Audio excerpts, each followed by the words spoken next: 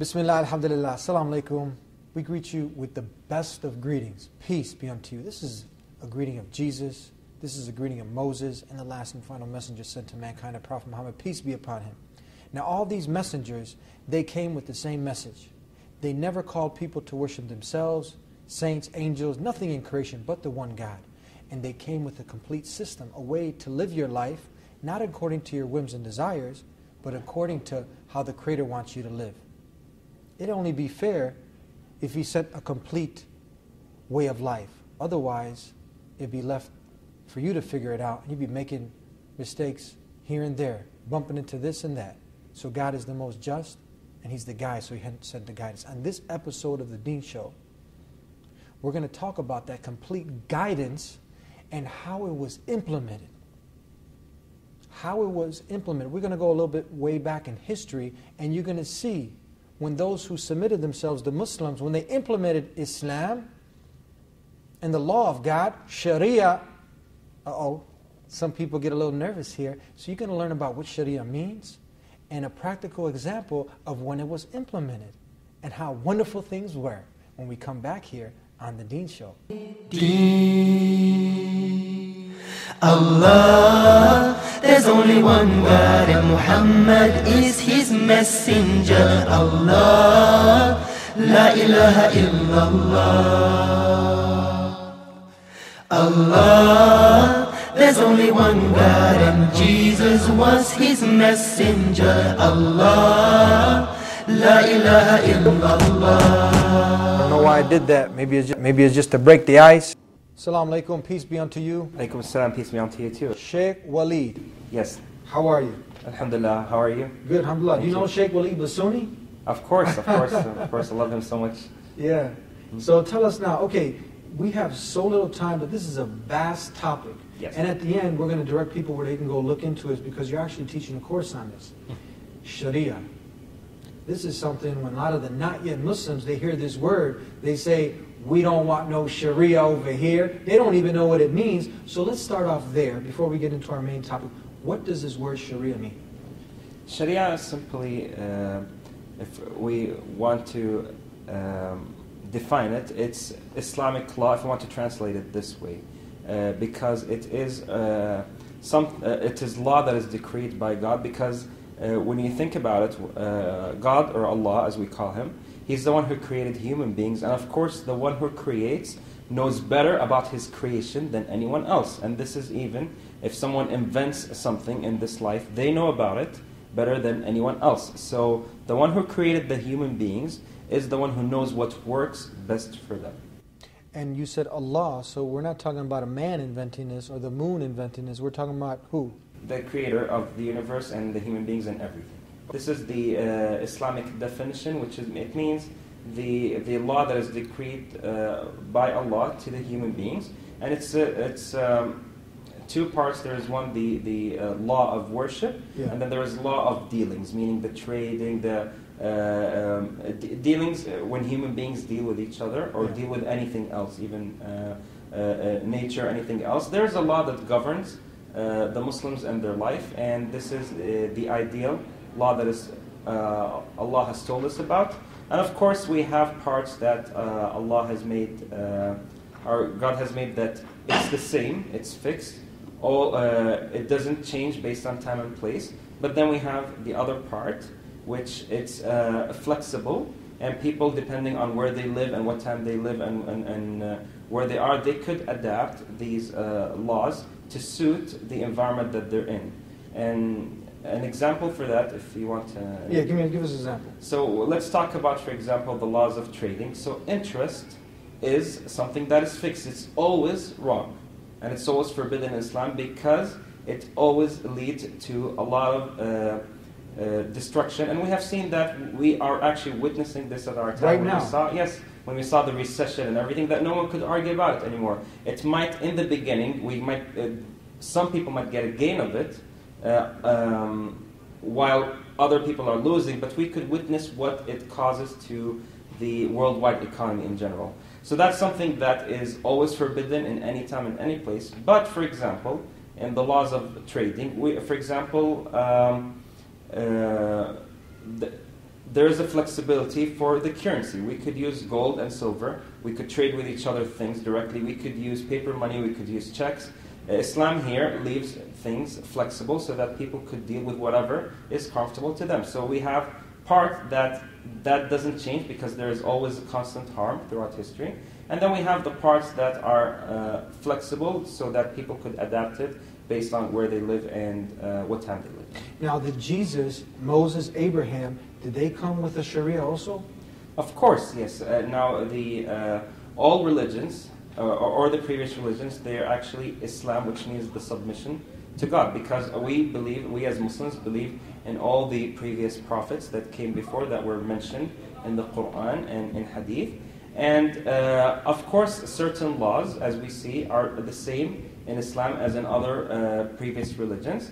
But also there is laws that have changed because human beings change. And we know this as a fact from different time periods. So based on those changes, the law has changed. But however, since Islam is the final religion, or what Prophet Muhammad came with, since we said it's all Islam, what Prophet Muhammad, peace be upon him, came with, then this was, at this time, this is the final revelation of the religion that would be followed till the end. So you mentioned what the Prophet Muhammad, peace be upon him, last and final message sent to mankind came with Islam, but did Jesus, Moses, they all did Islam, didn't they?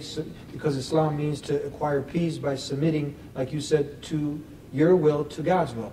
That's correct. The creed or the belief doesn't change. Our belief about God, our belief about the angels, our belief about the messengers, that part is fixed among all the messengers. The part that changed is the law, because human beings, again, the environment and the surroundings were different at the previous messengers. But since Islam, as we said, it's the final religion, then that part, there was a part that is made in the law fixed and part that is made adaptive. So just before we go on into our main topic, yes, as we said, all the messengers came with the same message. Submit to the one God. Worship the Creator, not His creation, and do the good that God wants you to do so you can get to paradise. So they all came, they were all Muslims, because a Muslim is one who submits to God. They all came with the Islam, worshiping, submitting to one God, and they all came with Sharia, God's law. Yes.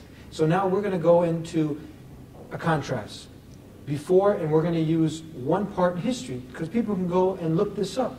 Because like I said, most of the media are trying to create a fear frenzy, and they throw out these Arabic words, and they don't even know what they mean. Yes. And they create this sensationalism, and we hope that the media and all those, because we care, we're sharing with them, that they can come to the Deen Show, and they can learn about Islam, so then we can all live in peace, because then this fear will be eradicated. Because if you're creating fear, then you know what? People are obviously not going to be more in tune to collaborating, working together, and we want to work together. So we need the proper education, and that's what we're trying to do, and sitting with scholars such as yourself, so then we can all come to this proper understanding. Now, when we come back, you're going to talk to us about Spain. How's that?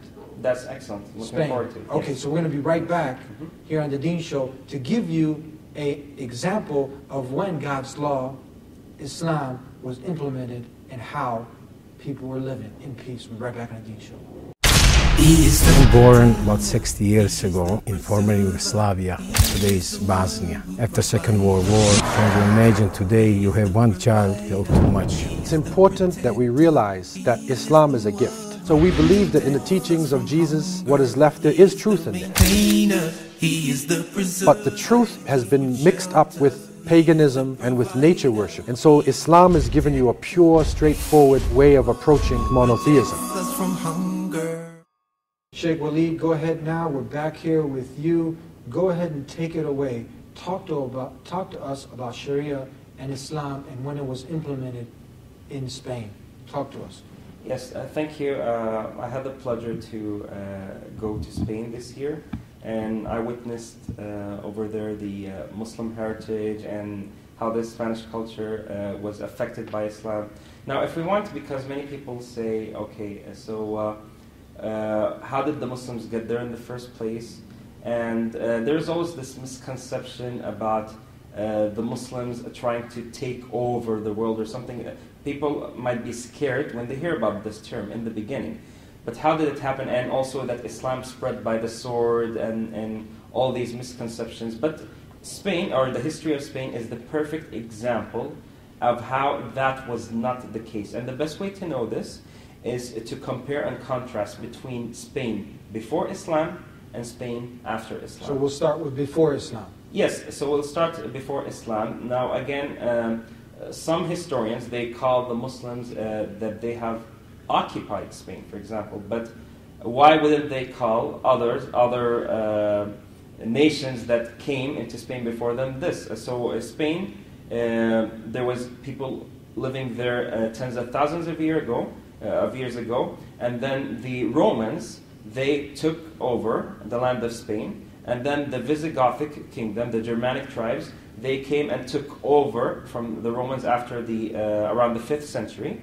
They took over, and then after that, around the 8th century, in the year 711 specifically, that's when the Muslims came. Now what happened and how was it before and after? So in order to understand, before the Muslims were there in Spain, there was a king called Rodrigo, and this king, he was ruling Spain by force and by dictatorship. So people actually before Islam over there, they were paying so much taxes, more than half of what they're making. And we're not just talking about just the rich or those who have businesses. Even the poor were forced to pay that tax. So they were paying like 30, 40, 50% of their earnings? Yes, more than that, actually. And it was taken to them by force, sometimes whether they worked or not. Yet at the same time also, there was a lot of spread among, it was spread over there a lot of evil. So for example, people were afraid because there was forceful rape by the soldiers who were there. Soldiers were raping people before Islam? That's before Islam, and there was chaos. There was a lot of stealing, and there was a lot of killing, and this is documented. You could check this even in the non-Muslim history books, how Spain was before Islam. Crime was at an all-time high, rape, denigration of women, subjugation of women, everything was just upside down. That's correct. And we're going to see this actually once the Muslim came, how people who were in Spain reacted to when the Muslims came. And when the Muslims, they entered the country over there, and King Rodrigo, he was fighting in the north. He had some internal conflicts, which won't go through much.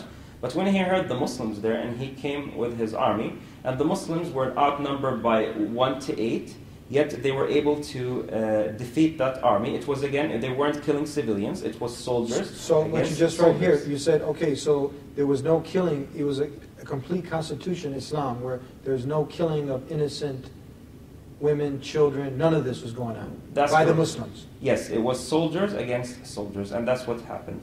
Now, after that period, it was documented that some of these soldiers, because they were forced to fight by the King Rodrigo, and they were not getting anything out of it.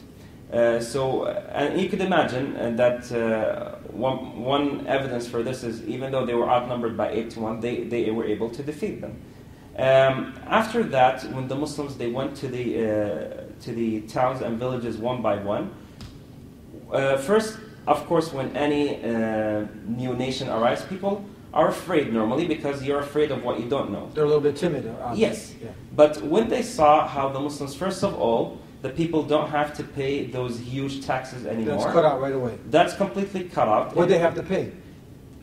Then they have the choice. Either they accept Islam, and this is done, there is no compulsion or force in the religion. So it's not someone put a knife on your neck and say, accept Islam. Is this allowed? That never happened because... Doesn't happen. And the proof for this is because even when the Muslims ruled Spain for 800 years, the Christians and the Jews and other religions as well were living there. And they existed there until the Peacefully Muslims, together? Peacefully together. Christians and Jews. I heard that this was like the golden ages for the Jews in Spain. Is this true? That's correct, yes. That was the golden age. And they were protected by the Muslims. But once the Muslims were defeated and forced to leave, that's when the Inquisition happened. And they were killed, and this is a historical fact that we can't hide. They were killed in the Inquisition and tortured by the Catholics, for example. So the Catholics killed the Muslims and the Jewish? And the Jews as well. That was the Inquisitions? Yes, and at that time... But before that, before that, Jews, Christians, Muslims were living in peace? Completely in peace, and that's why we saw even... There's some scientists from Jewish people as well who flourished under the Andalus. Empire. Yet, again, we always say Islam practices tolerance without compromise of the people or the religions. Was this under Sharia law? This was, yes, under complete Sharia law. So, wow. So what happened is people there, when they saw how the Muslims were treating them very nicely, the soldiers there were protecting these villages from, they were protecting the order, like acting like the police. So peace came back to these cities and villages. And at the same time, those people, instead of paying these huge taxes, they only had to pay if they don't want to accept Islam. Yeah, let's go back. So you said they had a choice now. They can accept Islam or they could, or be killed? No. Not? No, okay, so that's a misconception. Yes. Yeah. The other option is they pay just how much? 1 gold coin a year, if they could afford. What's this called? This, they call it jizya. What does this mean when it's jizya? They get nervous and scared about this jizya, which is actually a lot less than the 50, 40, 30%. Is that right? Of course, if the people, this is only for the working people who could afford it. If the people were sick, if it was the women, if they were also the senior, actually they get paid under Islamic law. They get paid if they have any needs and no one is there to fulfill their needs. The Muslim government would fulfill those needs for them. But this, even that gold coin was paid. That they paid it for their protection. So if someone was go and for example fight with the Muslims to protect the nation, he wouldn't have to pay that gold coin. There was a story that I heard, maybe you can elaborate on this, where the Muslims who were protecting the Christians, another group of Christians came to fight the Christians, and the Muslims were defending the Christians because they were living and paying this tax, the jizya, and they weren't able to fight off the Christian army that was coming to fight the Christian army, so they gave them the jizya back. But they tried humbly to defend them. Did you hear cases like this? Yes, and there's even later in history that happened. For example, the later Ottoman Empire, they were protecting the Netherlands, the Dutch people who were Protestant. The Muslims were protecting them from the Catholics. Yes. And there was actually an economic relationship between them, between the Netherlands and the Ottoman Empire. So that's another example in history that the Muslims, in this case, they protect the truth. And even you were just mentioning what happened to the Jews. Now, many people don't know that when they were prosecuted in Spain, who did they seek refugee to at that time? They sought refugee to the rising Ottoman Empire. So the Ottoman Empire, the Muslims, protected them from what was happening to them. The Muslims were protecting the Jews also. Yes, they were. This is known in history. Yes. You just got to do your homework. Yes, this is well documented. Why in is history. this false information now spreading like Islam is the enemy of everyone? Islam doesn't want peace. Muslims are okay, they'll say. Muslims are good people. But it's Islam we need to worry about. Why do you think this is? There's two things we have to pay attention to. First is getting educated about Islamic history and all history. And the other thing is we have to distinguish between Islam and Muslims. Islam is the perfect religion from God, submission to the one God.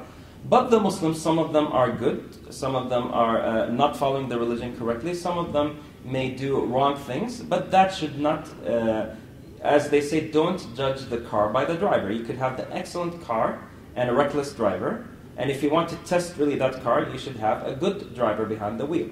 So we have to always distinguish between the teachings of the religion and what people are practicing. Great. So tell us now, so the tax was eliminated. This high tax is killing the people. Now they go and make so much money, now they got to give half of it or more to the king. Islam comes, now the people can keep their money. They're paying, what is this equivalent to, the amount, the jizya that they're having to pay? What is it equivalent to? So if you calculate 1 gold coin right now, you would know, how much the gram of gold equals right now. And I'm not sure. Is it 10%, 5%, 2%? What is it equivalent if you put a percentage on it, taxes? It's not really a percentage because, as we said, it's a fixed amount that you would only pay if you are working and could afford it. And what do you compare to the 50% compared to that 1 coin, so people can get a better understanding? Yeah, actually, it wouldn't even be a comparison. You can't compare it? You can't compare them. Yes. So, well, it did sometimes.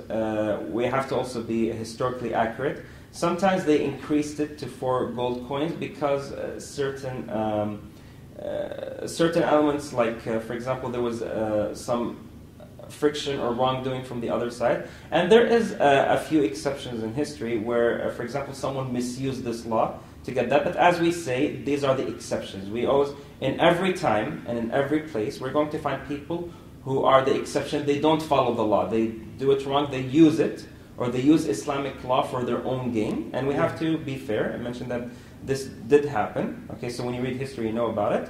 But we should not, as we say, put the microscope on them and try to make that all Muslims throughout history, every time every place did this. That's the defect of the Muslim. Yes, that's what happens. Sometimes we choose certain bad parts of history, and everyone has bad parts of history. Yeah. And we try to, or the media tries to highlight those parts. Let's hold it right there. We'll be right back with more here on the Deen Show. He is the maintainer. Coming to the truth requires two things. It requires deep thinking that you've already done, but it requires another step, and that's courage. If you have the truth, but you don't have courage, you won't stand up for the truth. And that's as good as standing up for falsehood. I would say this thing that you just told me, it's not in the scripture. And they would say, a marginal note added by a scribe, yeah, okay, we know that. And I'd be thinking, if you know this is not the Bible, why are you preaching it as if it's gospel truth? From hunger. I am not afraid to stand alone. I am not afraid to stand alone. If Allah's by my side, I am not afraid to stand alone. I am not afraid to stand alone. If Allah's by my side, I am not afraid to stand alone. I am not afraid to stand alone. If Allah's by my side, I am not afraid to stand alone.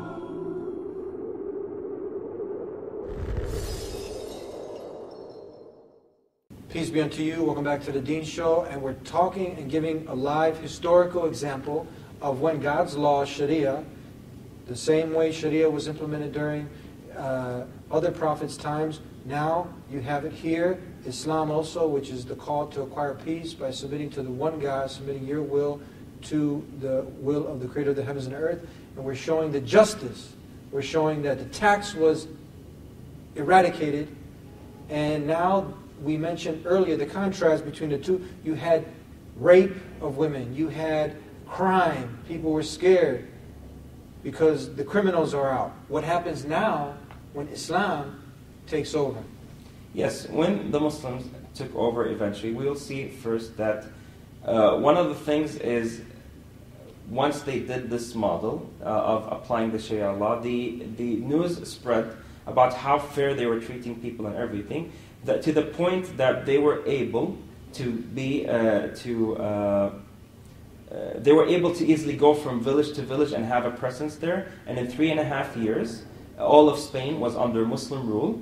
And just within about 15 to 17 years, the vast majority of Spanish people who were living at that time there, they accepted Islam. And that's how it became. Many of them, we will see, the soldiers, the number of them who initially came was first 7,000 and then 12,000.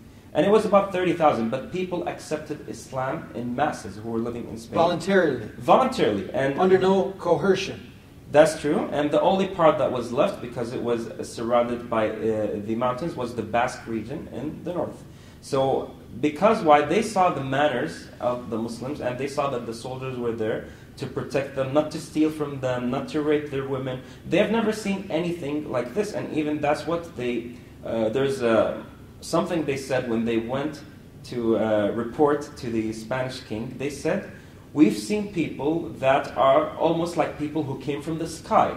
Why did they say this? Because they saw normally at that time around the world, when a new nation comes, they are trying to take over by force, to steal the money, to steal the land. The Muslims did not do any of this at all. They came and they said to them what they want, and they said, we're just coming here to let you know about the religion of God and whether you accept it or not. And then they spread the peace. And this was something common that the Muslims did, even in the same time frame. Egypt was under the occupation of the Roman Empire, and the Roman Empire was taking all the resources of Egypt. When the Muslims came, they defeated the Roman Empire, and so Egypt within a few years also became, the vast majority of them became Muslim, because the Muslims saved them. They didn't use their resources. and they didn't use their resources, and at the same time, the Egyptians who were there were able to flourish under the Islamic law when they had that type of protection. So the agenda of the Muslims was not to rob and pillage, rape. This is against the teachings of Islam? Yes, not to steal the land, not to steal the money, not to rape. It was for the spreading of the religion, but as we said, not by force. So you can accept that, look, there is a creator, and just worship him alone, and do the good that he wants you to do. That's the message of Islam?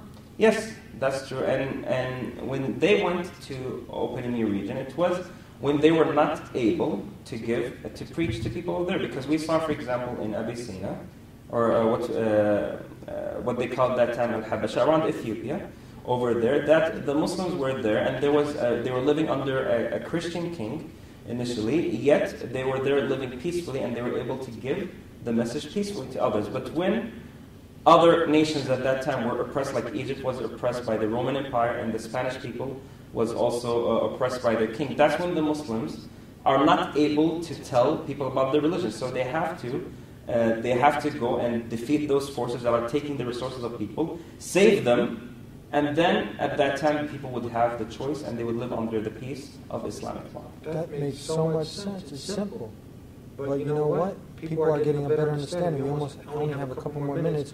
Tell us another few of the unique things when the Muslims ruled Spain. Everyone else was in darkness, wasn't it? And inventions, Muslims were at the top and pinnacle of science, inventions, and what other things?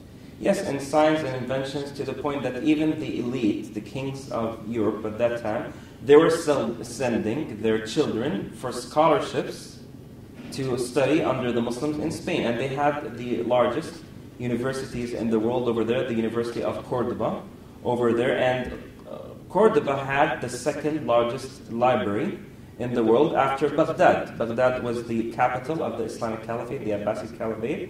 In Cordoba, they had 500,000 books at that time, when the largest, at that time it was recorded, and this is again in non-Muslim sources, you could check this, that the largest library in Europe at that time was in Rome, had about 24 of books, not more than that, 30-something.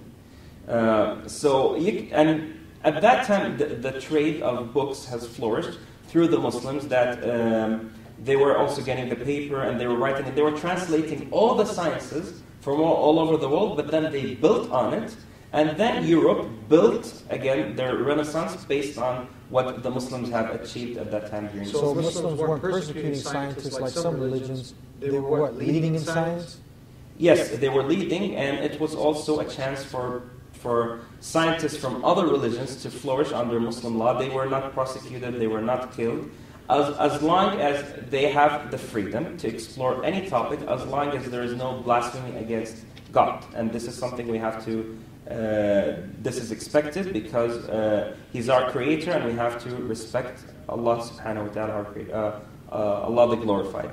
But other than that, they were able to explore in any field of science, and they could do other things through debate and talk.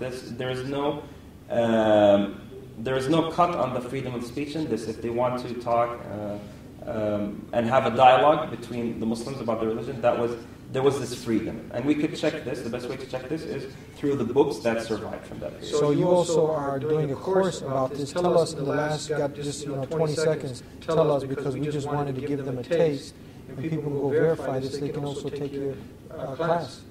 Yes, absolutely. In this course, we're trying to show intensively in 16 hours about give them a flavor of that history of the golden age and what happened. And also at the same time, we will admit that there's also mistakes, and we want to learn from these mistakes so that we don't do them again. We're trying to, for people who can't go to Spain, we try to bring Spain to them so they will get to see shots of all of these places that remain from the Muslims and how they're used. Even until today, some of the technology that the Muslims developed, like the water canals, there's still, if you go to Seville, you'll be able to see them between the trees, how the water goes, and that's just one example of it. And then, if Allah wills, this will be produced in a book by next year, and people could also get this book through our website.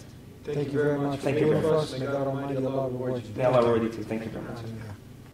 And thank you for tuning in to another episode of The Deen Show. And thank you for listening. We gave you an example when Islam the call to acquire peace by submitting to the owner of peace, the one who created you, the one God. People were living in peace, Jews, Christians, and Muslims. And you can go verify this, check this up, and do the right thing. If you're looking for guidance and you like what we had to say, ask the one who created you, him alone, to guide you. And even if you feel, you know what, it's not time for me to submit, I want to do my own thing, at least you got to understand us a little bit better. You can always reach us at 1-800-662-ISLAM to learn more, and we'll hopefully see you back next time here again on the Deen Show. Until then, peace be unto you.